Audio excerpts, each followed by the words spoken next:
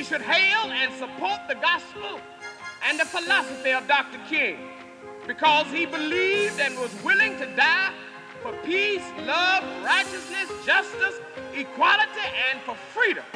Many ministers are well-meaning, but not well-doing.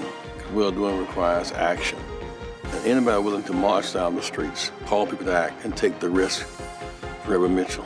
Every city has a street name, an avenue named after Dr. King. We don't have that yet. But it's coming though, isn't it? Every little county, they got their own parade now. But these counties, they were afraid. And that's how you know he was a God-sent man. He wasn't afraid of anything.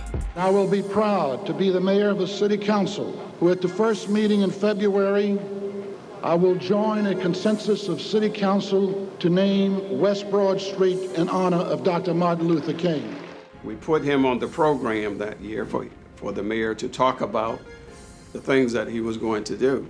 And in his comments, he decided to espouse the strategy that he developed with the other group. So Reverend Mitchell and I huddled very quickly, and he said, that's not what we talked about.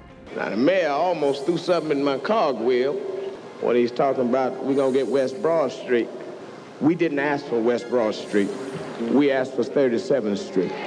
When Dr. Mitchell stood up in the Civic Center and he called Rosikis out, we were afraid for his life. The fact of the matter, there were threats on his life because he stood up and he went against the machine. There were threatening phone calls, threatening to bomb the house, threatening to get us in the streets. There were upsetting times. And of course, you do what you need to do because you had 3 children. We understand that in Dr. King's words, that we are interrelated.